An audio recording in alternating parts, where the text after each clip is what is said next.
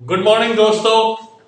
आज हम यहाँ एकत्रित हुए हैं to bust the myth trap in physics saying friction always opposes motion. ये तो हम सुनते आए हैं आदिकाल से, जब से हमने साइंस पढ़ना सीखा कि फ्रिक्शन हमेशा मोशन को अपोज करती है। कुछ कुछ जगह ये सही है बट हर जगह नहीं, सेज ऑलवेज अपोजेस मोशन। तो आइए देखते हैं कि कहाँ ये मिथ बस्ट होती है और हम फ्रिक्शन का डायरेक्शन कैसे पता लगा सकते हैं in case of particular cases like what is the friction acting on the car tire in the back wheel and the front wheel।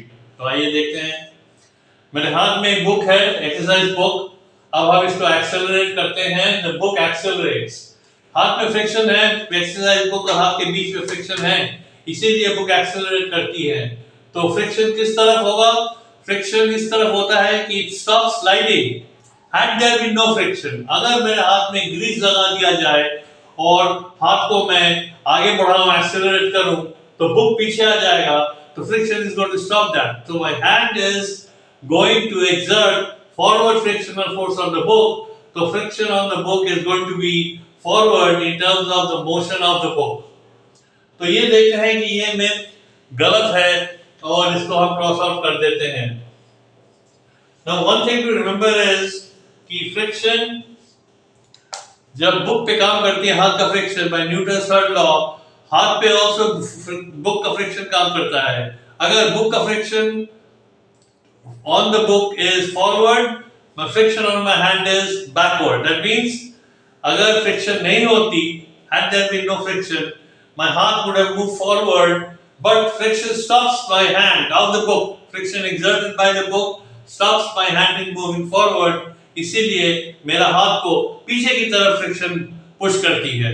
तो ये एक अच्छा तरीका है पता लगाने का कि फ्रिक्शन का डायरेक्शन क्या है। Now let me ask you this कि एक बाइसिकल है।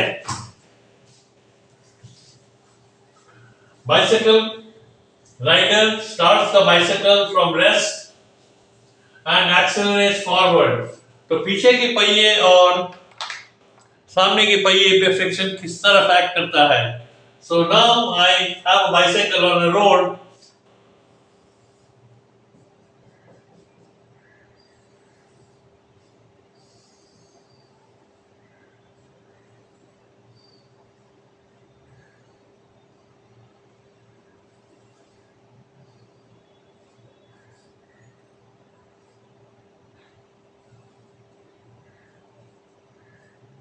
दिस इज द पेडल और पेडल के साथ चेन जुड़ा हुआ है which is connected to the back wheel and bicycle आगे रोल करता है। नाउ अगर फ्रिक्शन नहीं होता तो बाइसाइकिल के पिछले का पहिया जब पेडल करता है किस तरफ जाता था? Contact point here would have moved this way. So friction opposes that. तो फ्रिक्शन किस तरफ काम करेगा? The road friction is going to act in the forward direction. Now इसीलिए पता चलता है कि the friction on the back wheel is acting forward, the friction exerted by the road, and therefore it pushes the bicycle forward। Now, as the bicycle moves, तो क्या होता है कि ये जो bicycle का frame है, ये एक्सल लेके इसको इधर मूव करता है। तो contact point would have tend to move this way, slip करके, because had there been no friction। The acid test is कि किस तरह फ्रिक्शन का डायरेक्शन है ये पता करना है। Imagine had there been no friction sliding कैसे होता? तो had there been no friction, ये कांटेक्ट पॉइंट पे स्लाइडिंग ऐसे होता। तो friction would be stopping that and this would be the friction force backward on the front wheel। So this would be the friction force forward on the back wheel। तो इससे पता लगता है कि फ्रिक्शन का फोर्स हम कैसे determine कर सकते हैं। Now take a third case कि बाइसाइकिल चल रहा है और हम ब्रेक लगा दिए चारों दोनों पहिए पे।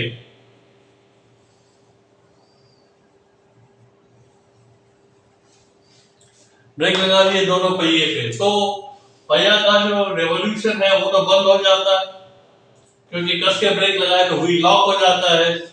ये ऐसे मूव कर रहा है, बाइक ऐसे मूव कर रहा है और ये ऐसे मूव कर रहा है, ये भी लॉक हो जाता है। So the contact point would have moved this way and the contact point would have moved this way. The friction will oppose both. Friction क्या करेगा? दोनों को oppose करेगा. कैसे oppose करेगा? This will be the friction force on the back wheel, on the back side, friction. And here also it will be friction.